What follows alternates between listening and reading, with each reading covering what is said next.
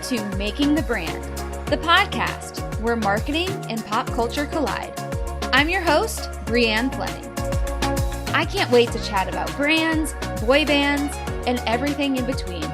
Because brands who have a pulse on pop culture can create adoring fans of their own. Welcome back to the Making the Brand podcast. I have an absolute legend on the podcast today, if you ask me. Someone you definitely know her work, but you might not know that you know her work, and we're going to change that today. I've got Kianna Davis with me. She is the original creator of a meme we know and love. I guess I should say it. I mean, it's gonna be May. Yes. How was that? That was perfect. Perfect. I'm so Might proud have of to edit that out. I don't know. Kianna, I'm so happy you're here today because I want to shine a light on you. I mean, I came across your profile thanks to my friend Alexa Heinrich that I follow on Twitter.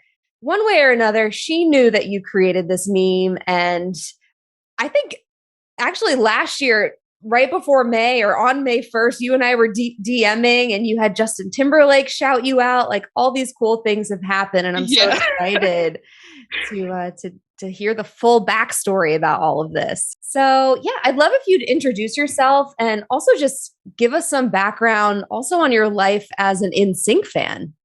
Cool. Yeah. I'm sure that traces way back. Oh my gosh. Yeah. Let me reach way back. I'm Kianna. I'm from Virginia. I work in technology, but I'm definitely a big NSYNC fan.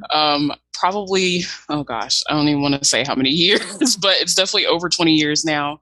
I'm in my 30s, so I've seen pretty much the entire journey with NSYNC, which is really cool. But yeah, I mean, I started probably I want to say first grade, maybe when I first saw them. It was like kindergarten, first grade. And I remember it because it was the concert on Disney Channel. So I remember that distinct moment where I was like, okay, I really like these boys. I don't know what's going on, but this is everything that I need in my life. And, I had Backstreet Boys stuff at that point and I did listen to them, but it was something about NSYNC that just really drew me in at that moment.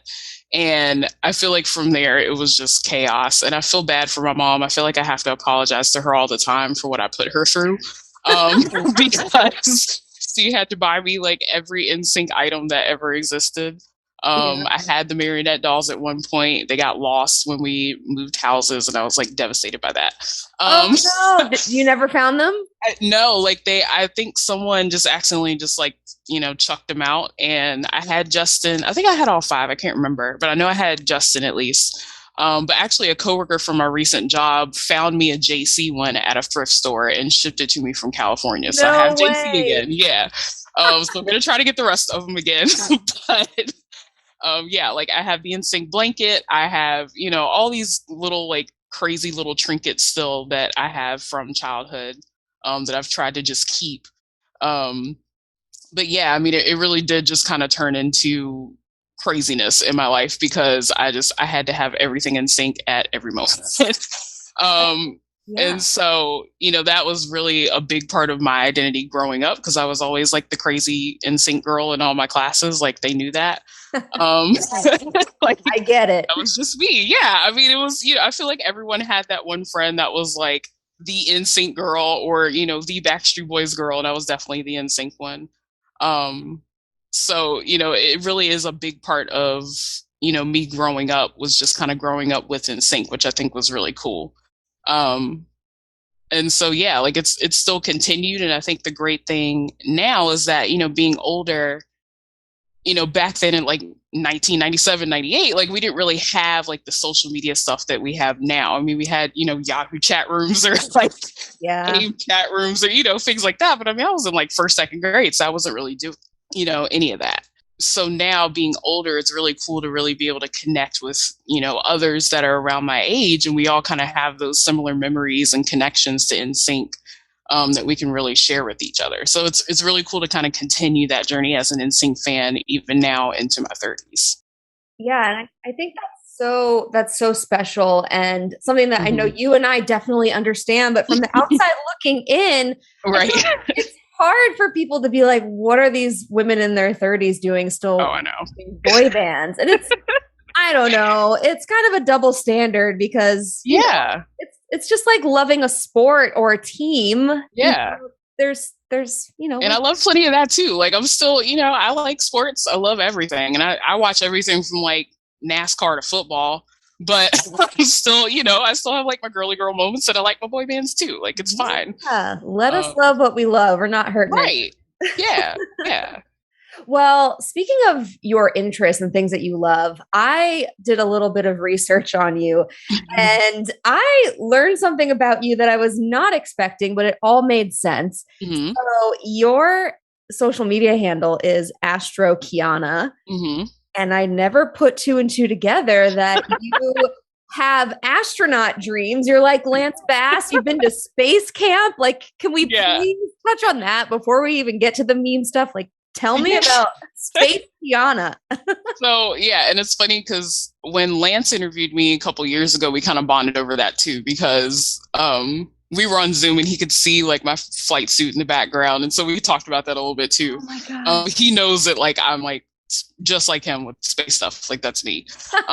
Yeah, like I went to space camp for the first time in 2000, and it's funny because that trip I believe was right after No Strings Attached came out, Yeah. if I'm not mistaken. And like I remember us passing the CD around on a field trip. I can't remember if it was that one or another one that year, but I'm pretty sure it was that one. And so we went to space camp. I was actually there on Lance's birthday, and I remember that because I knew like all the boys' birthdays. So I was always like it's Lance's birthday,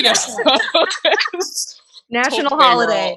Right. For me, it was a national holiday. Actually, yeah. So it was No Strings Attached because it was 2000. So it was like right after and like all the, pandemonium with the album was going on. And someone on the bus had the CD. I didn't have it yet. And I think one of my best friends had it. And we were like listening to it, like sharing headphones, like on the CD players, like we used to do. Oh yeah. Yeah. And so I distinctly remember doing that because we did that on a lot of field trips. But yeah, and so I got to go to space camp, and that just like changed my life because it wasn't something I really thought about before then, but it was always kind of an interest that was in the back of my mind. My dad was in the Air Force, so he loves planes and space and stuff too. So I kind of feel like I got some of that from him. Yeah. But getting to that age and being in like third grade and going to space camp, it was like, oh wow, this is like really, really cool. And I didn't want to leave. Like I was really sad when we had to leave. So I always promised myself when I got older, I was going to go back, do the full adult experience, and get the flight suit because we didn't get our flight suits at that field trip because it was just a field trip. And so finally got to do that in 2019. It was a Christmas present from my mom. She's wonderful. Wow. And she surprised me on Christmas morning with NASA astronaut pajamas. And like in the bottom of the box it said, "You're going to space camp." And I just like started bawling. And I was like, this is so pathetic. What is wrong with me? But it's something that I always wanted to do. And it was just really cool to like have my flight suit with my name on it. Yeah. It was a very emotional moment. So yeah, like I got to go back. I did the program. I graduated. I had friends, from my little expedition crew. One of them lives in Nashville, and we're probably going to try to go back. Hopefully in the next couple years. I really want to go back and do the like advanced week-long program with her. Yeah. She was my roommate. So we had a lot of fun together.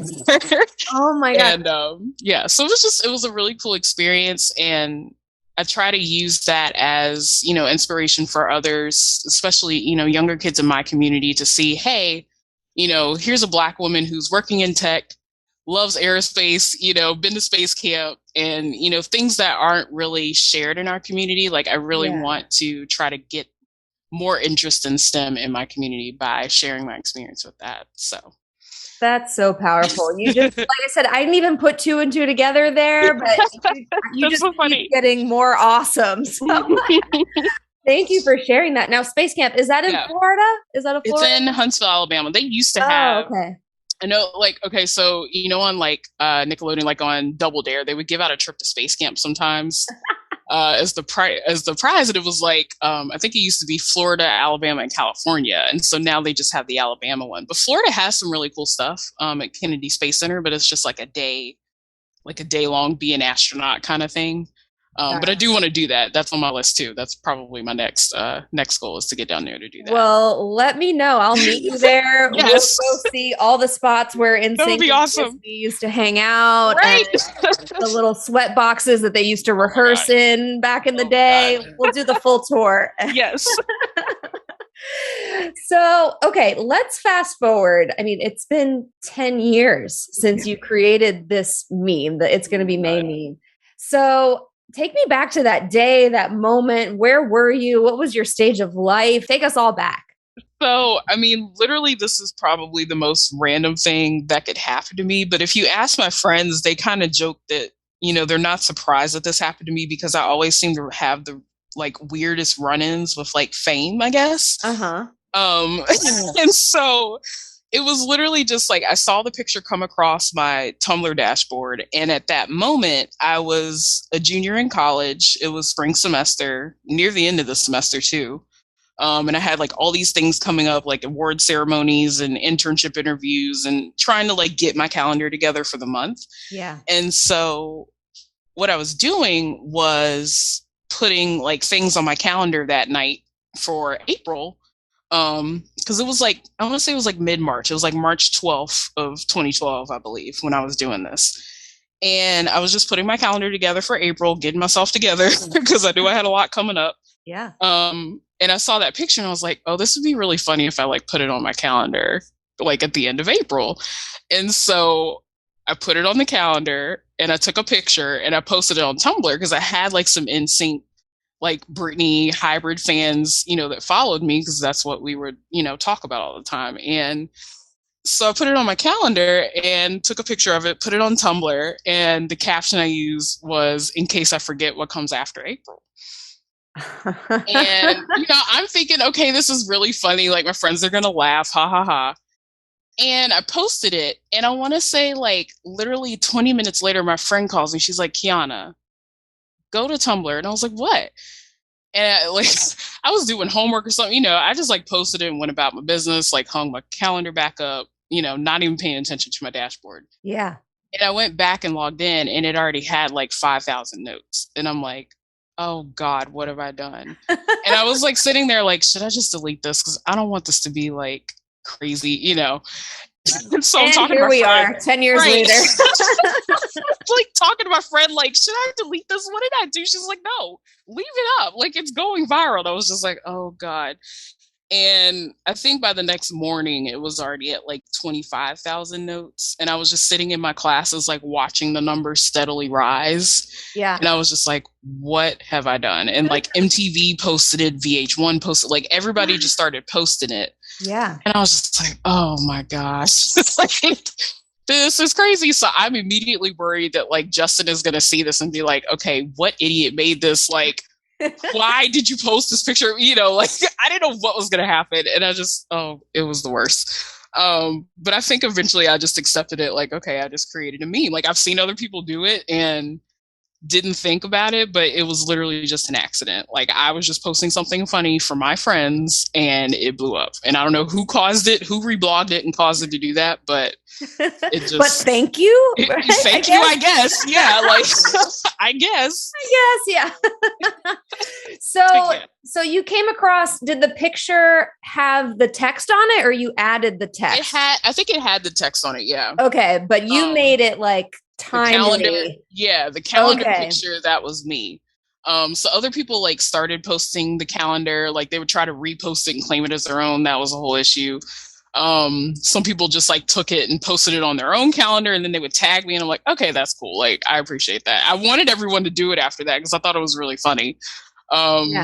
But yeah, like it just it became this whole thing because it was just like, oh my gosh, like everyone's gonna want a calendar now. Like someone in my dorm actually came and was like, can I make a photocopy of this and just like give it back to you? I was like, no, like don't touch. Like I had to like protect the calendar with my life after that. Why isn't it in a museum somewhere is what I want to know. Probably should be. I still have it.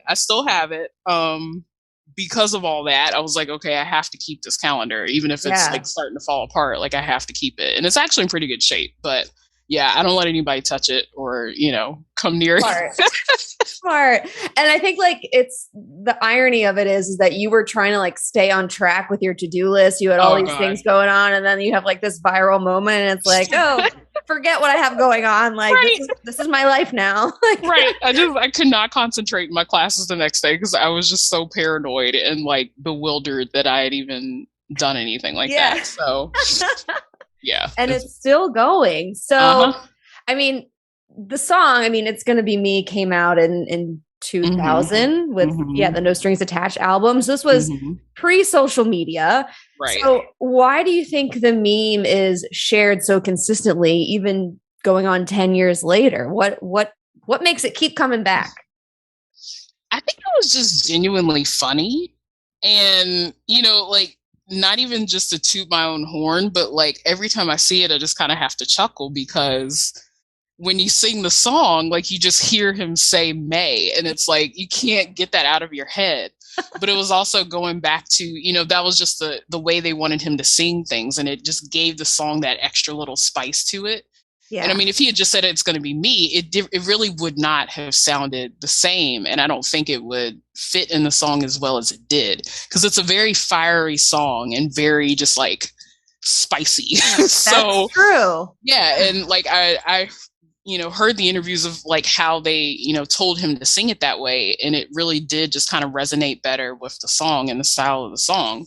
And, I feel like that's kind of why it's lasted, because every time you say it, you just immediately think of May, and it's, it just fits. And now like Spotify changes the name of the song every year for like a week or two to It's Gonna Be May. Oh my gosh. I didn't know that. They just started doing that. I want to say like a couple years ago. I think it was like right when I was doing my interview with Lance when they started doing that. And like I just logged on to Spotify one day, and it was like the first thing on my Spotify homepage, and it said It's Gonna Be May. And I was like, oh dear God, what is going on? That's incredible. I'm gonna check. Yeah. So I'm waiting on it. It hasn't I think it usually happens like, I want to say like April 29th, 30th, like right around there is when they changed it. So I'm going to keep a watch for it. But yeah, like I couldn't believe they started doing that. But that again, like that's just kind of what it is. Like it's so recognizable. It's such a simple joke. But I think that's really what makes it the best, is when it's a simple joke like that and you just immediately get it. And it just kind of sticks in your head after that. So yeah. So true. And I didn't realize that they made him sing it like that. Like he's like, oh, it's gonna be me. And they're like, no, wait, cut. Like, what if you said it like this? That's just hysterical. Yeah. And I mean, if you listen to the album, it really does fit, because even with like Bye Bye Bye and some of the other songs, they really have such a like fire on like every single track, even the slower tracks. Like it just has this like extra fire to it, and I think that's really why that album was so great, because the energy in it is just like unmatched for me. I can see that. It's totally just there on like every track, and I love that.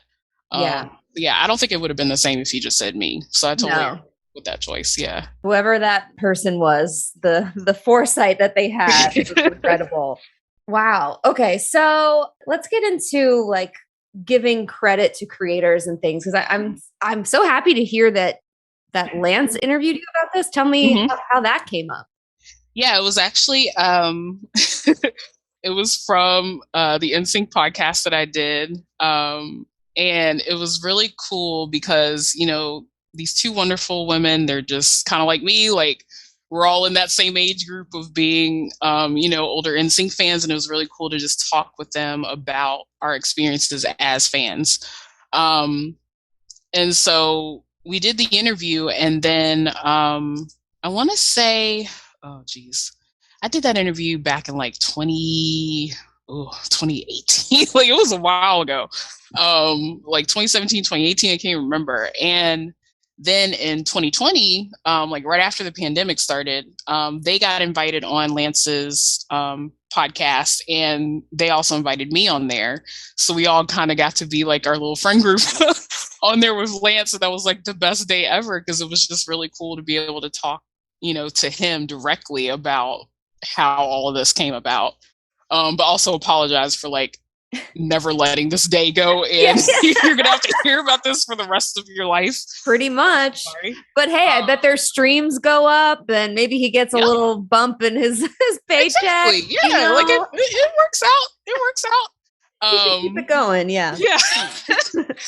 But it was just really cool, and I appreciate them for letting me tell my story. They just it was, I didn't think I would ever really get to tell my story, because there was a lot of gray area with like who actually started the the calendar thing and all of that. Know Your Meme had me incorrectly credited until last year. It took me that long to finally get the correct credit. Oh wow. They had it credited to a different Tumblr account for some reason, and that Tumblr like didn't even exist anymore. And I'm just like, guys, really? It's like, come on now. And so I just had to, really figure out a way to get, the right credit. And it was cool because once I started to really meet a lot of NSYNC fans online, they were really gung-ho about that. And I appreciate that. So that was like, the best thing for me is that, people really stepped up once they found out who I was. They were like, oh, yeah, I'm going to help you. Like, we're going to get you in there. I'm just like, okay, thank you. Yeah. And it worked because last year specifically, you got a shout out from JT. And I remember like being in your DMs. As soon as I saw that, I was like, oh my God. And it was funny because I had just woken up that day. I mean, literally like a minute before he tweeted that, I had just woken up. And I checked my phone and I saw Justin's name on my notifications. And I'm like, this is not happening right now. So I was like, no, this is not true. This is not true. Like, I just had to calm myself down for a second. But then he tagged me on Instagram too. And I'm like, oh God, this is actually happening. And I mean, literally, like my phone almost died from the amount of notifications I started getting because I just it just went nuts.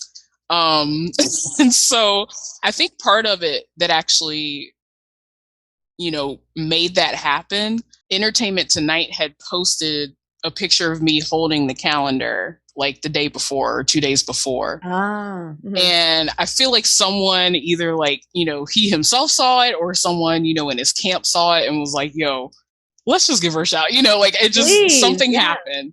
But he used that exact photo. And what I appreciated is he went to my Twitter and found the actual tweet where I had tweeted my face with the calendar. So he could be like, this is the woman who did it, not just the calendar pic. He actually posted my face, and I appreciate it.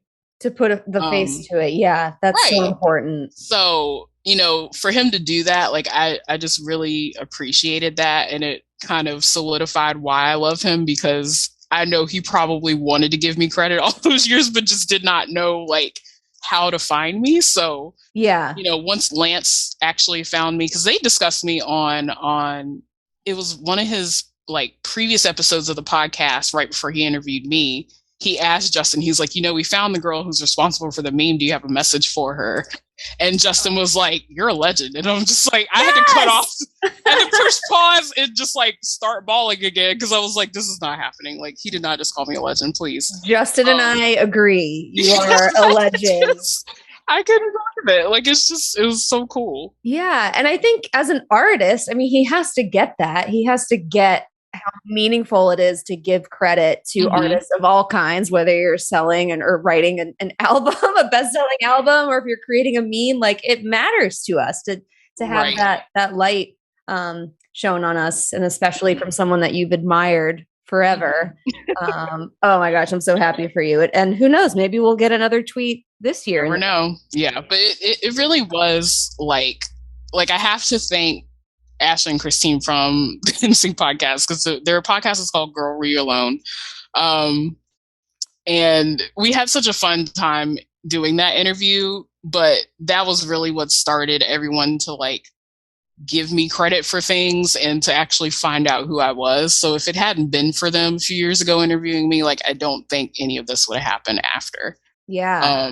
Especially like Lance finding me, and like, it was just really cool that they took the time to do that, and that it became such a huge kind of domino effect after that. So yeah, I loved them to death. They're wonderful, wonderful women. Yeah. Well, how do you think we can all do better as far as making sure more creators are given credit for their work, that trends are catching on, and it does get traced back to them in some way? Like, is there any way we could be more proactive since this has happened to you? I'm so glad you've gotten some of the acknowledgement, but how do we all do better when it comes to that? I just feel like, from being on the internet so long and kind of watching the rise of social media, one of the biggest problems I see is that a lot of people just do things without researching first. And I mean, It takes like 3 seconds to do a Google search to make sure you're, not crediting the wrong person or posting the wrong information. It's a huge pet peeve of mine, because I watch it all the time. Even with like things that people say about Justin Timberlake these days, a lot of that stuff is like totally just unfounded, incorrect information. People have tried to clear it up. Janet Jackson has tried to clear it up, and people just continue to like dogpile on him for things that are like not even true. And it's so disappointing to see that. But it makes sense in the grand scheme of things, because people on the internet just kind of, they look for the, easiest thing to like blame or, attach themselves to, and they just run with it. And it's sad, because a lot of people get left, in the dust because of that, and they don't receive the correct credit for things that they create because of that. So I wish people would take more time to really just look at things, from a wider viewpoint, I guess, and also just take the time to make sure that you're correct with what you're saying. Yeah, it's basic courtesy. Yeah. Yeah, like, it's basic, like, we all learned research skills in, middle school, high school, things like that. And for me, like, I really try to give credit to people, and when I find something cool, I'm like, hey, this is the person responsible for this. Or if someone asks me like where I got this cool t-shirt from, I'm trying to tag the brand in the picture, just things like that really call attention to who actually created these things.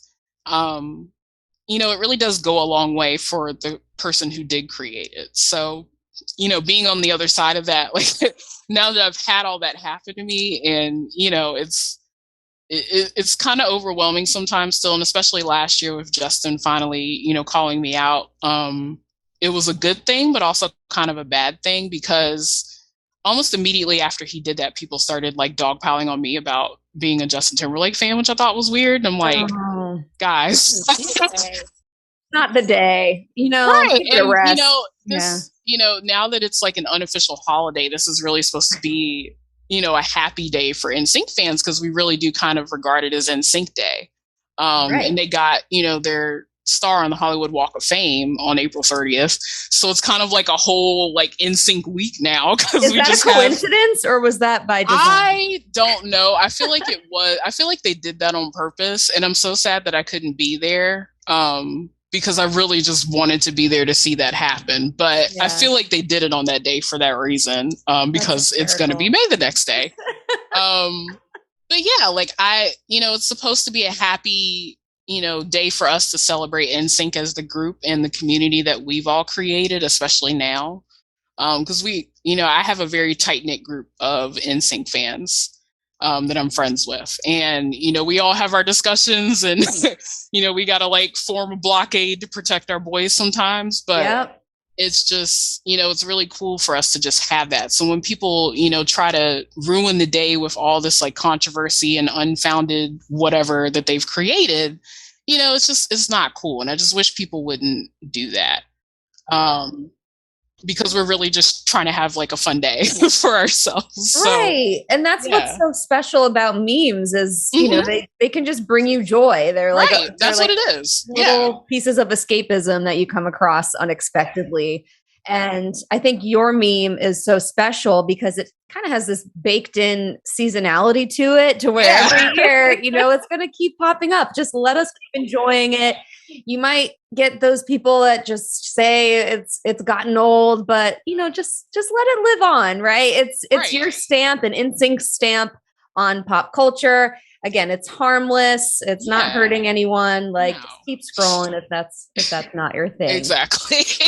And we're going to celebrate anyway, so it's fine. Like, we have our little fun, every year, and we post our little, like, selfies and stuff with our NSYNC merch on. And, it's just really cool to see that we still have this really tight-knit community after all these years. Yes. So that's really what it's about. Yeah. That's so awesome.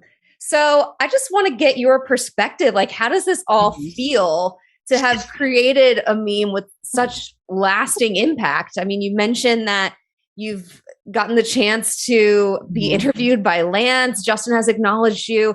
Has it changed your life in any ways, big or small? I mean, I think the biggest change is just having, that connection to NSYNC. And, I think back to like 8-year-old me and being in my room, like wishing I could like meet NSYNC. And I never got to see them in concert. I did get to see Britney when I was like 9 years old, but I never got to see NSYNC. And, it was just cool for me to finally have that moment. Like, wow, I'm talking to a member of NSYNC right now. Like, this is pretty crazy. Like, I probably cried for like an hour after I talked to Lance because I just couldn't believe it. And I didn't tell him that, but I just, Well, he knows now. Lance, if you're listening, No. It's just but it was just so cool to talk to him. And he was so like genuinely nice about it. And he really made sure that he gives me credit, when people ask him about the meme. He went on like Good Morning America and he immediately said my name, like, well, Kianna's responsible, he makes sure. And I appreciate that so much about him. What a king. Yeah. And, it's just really cool to have like your favorite boy band acknowledge your existence. Cause I think that was really the goal for like every little girl in the 90s, was just like for NSYNC to know you existed, or Backstreet Boys, or Britney, whoever. Like, the day Britney followed me on Twitter, I probably cried for like another hour. Oh, I'm crying on your behalf. And I'm jealous. And I think I asked for that for like my birthday, and it was just that was so long ago too. Like, I don't even remember that, but it was just like, I would have followed for my birthday, and like 10 minutes later it happened, and I was like, oh my god, like, okay. But it's unreal the way that they could just make someone's day just for life, even. I don't know. Just like a tweet. I don't care, Yeah. And it is. I mean, it's really just kind of like the culmination of like being a fangirl for so long and then finally getting their attention. Obviously didn't think it was going to be like this and also be a recurring thing that I'm probably, attached to for the rest of my life. But truly, yeah. I really wouldn't have it any other way because, I know it's something that they get joy out of now because they see all of us celebrating NSYNC Day every year, and they've kind of embraced that and celebrate it with us. And I think that's like the most beautiful part of it, is that we now have like our own, unofficial NSYNC holiday, and it's really just like for us, for the fans, for the band, and we're celebrating everything that they've ever given to us. And, I think that's really important for really any artist. Like, I love, I'm a BTS fan also, and they kind of do the same thing in June. And so it's just really cool to see how artists have these communities and build this sense of community, among fans. So it's really cool to watch, but it's cool to know that I like had such a big part in creating that.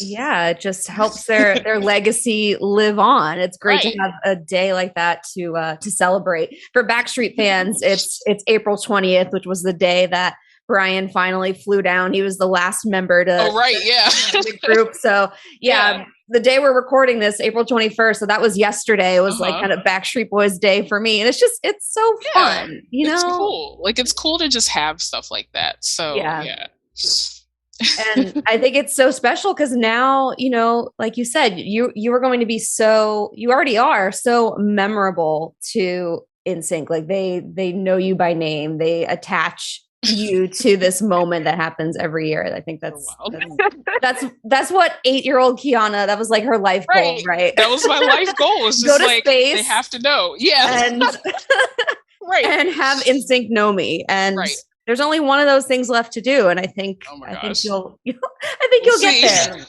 We'll see.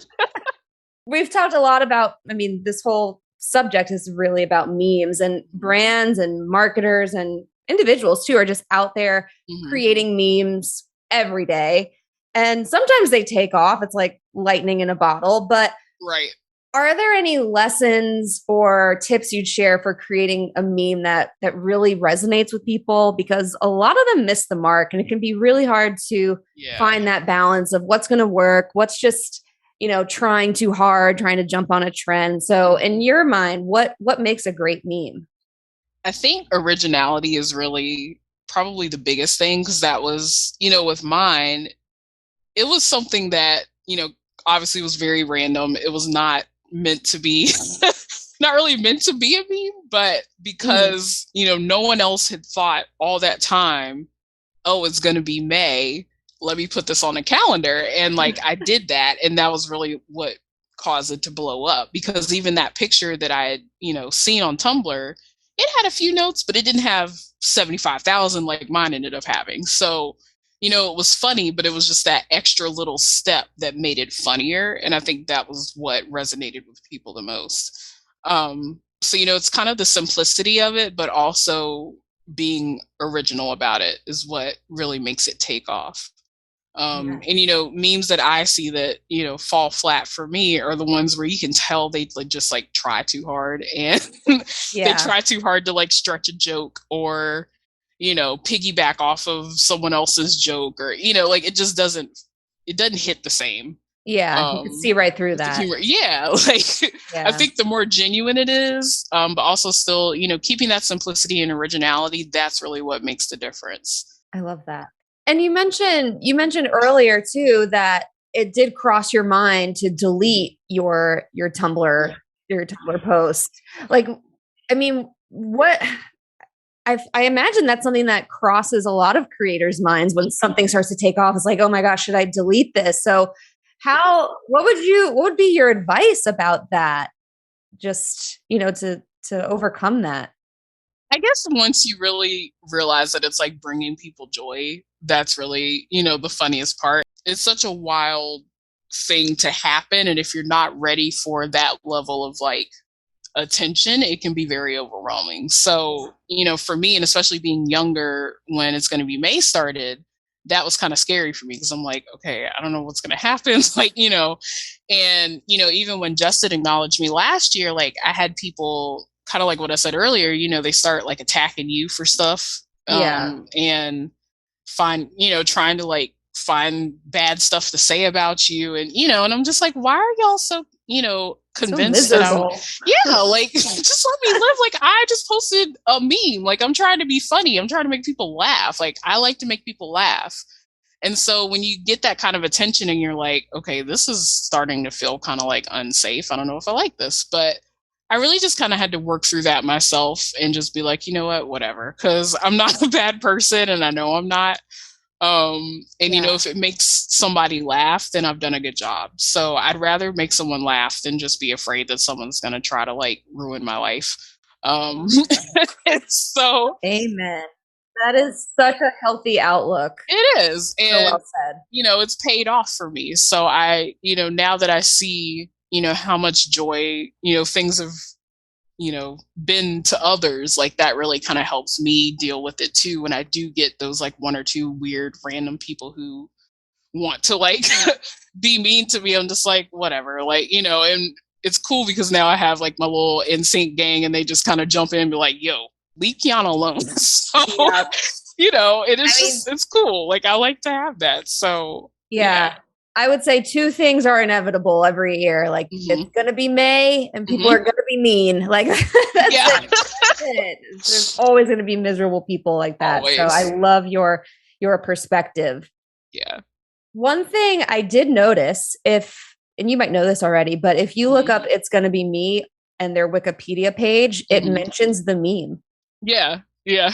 It doesn't mention you by name though. So I'm going to make it my mission to edit this Wikipedia page and make sure it says Kianna Davis in all caps, linking to your Twitter and to all the places.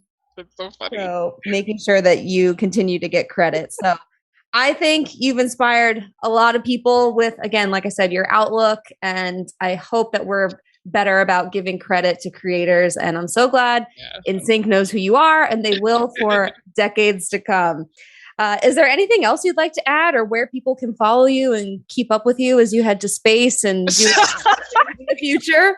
It's so funny because Lance posted something about this is the closest I'll get to space, and it was that the reading rainbow. Oh my god, I laughed so hard at that because I was like, what a big mood. And I commented on that, and he liked my comment. I was like, he knows, like, we're probably the two people that could like relate to that the most, but he actually went through the training and didn't get to go, so like my heart is still broken for him for that. But like I probably am more on Instagram and stuff right now. And it's really just because I like, I scroll through like puppy videos probably 90% of my day. It's really bad, but that's what brings me happiness. I like, I have my little puggle and I love seeing other people's puppies. So that's really what I get on Instagram for, is to see puppies. There you go. So perfect. That's me.